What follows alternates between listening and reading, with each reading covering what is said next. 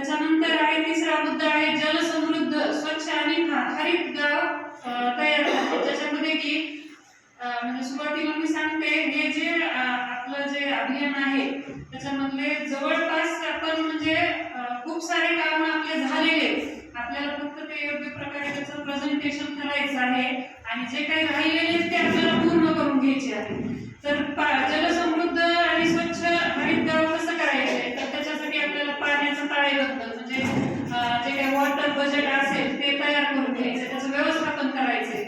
त्याच्यानंतर शुद्ध पाण्याचा पुरवठा, जे की काही भागामध्ये आपले आरो फिल्टर आहेत, एक दोन दुरुस्त आहेत, ते पण आपण लवकरच दुरुस्त करून घेणार आहोत, त्याला पण मार्ग आहेत. त्याच्यानंतर आपण त्याचा किती चांगल्या पद्धतीने वापर करतो, जे काही आपले वॉटर प्लांट बसवलेले आहेत त्याचा किती योग्य प्रकारे आपण वापर करतो, किती लोक त्याचा फायदा करून घेतात, जास्तीत जास्त लोकांनी त्याचा फायदा करून घेतला पाहिजे.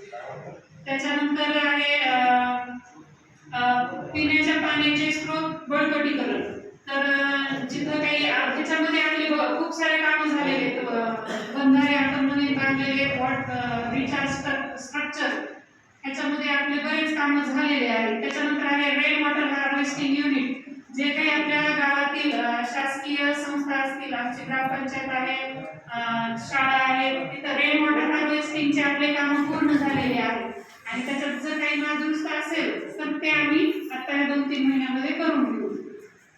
त्याच्यानंतर आहे सूक्ष्म सिंचनाखालील शेती क्षेत्र वाढवणे. ग्रामपंचायत अंतर्गत क्षेत्रातील ज्या काही शासकीय आणि निमशासकीय जागा असतील तिथं झाडे लावणे, ते आपण आता प्राथमिक आरोग्य केंद्रामध्ये एक आयुष गार्डन तयार करतोय आणि काही फळझाडांची पण आपण सध्या आता या महिन्याभरामध्ये लागवड करणार आहोत आणि बरीचशी लागवड आपण जो एक झाड माझ्या आई नावाने उपक्रम हाती घेतलेला आहे त्याच्या अंतर्गत खूप साऱ्या फळझाडांची लागवड आपल्या गावामध्ये झालेली. त्याच्यातच एक कल्पतरू फाउंडेशनच्या माध्यमातून आपल्या गावाला 1400 आंब्याची झाडं आलेली आणि ते 1400 झाडं लेकरांनी त्यांच्या म्हणजे त्यांनी शाळेला दिले वेगवेगळ्या आणि शाळेच्या माध्यमातून लेकरांकडे गेले आणि लेकरांनी ते झाडं लावलेली आहेत. त्याच्यानंतर आपण एक पेड मार्केट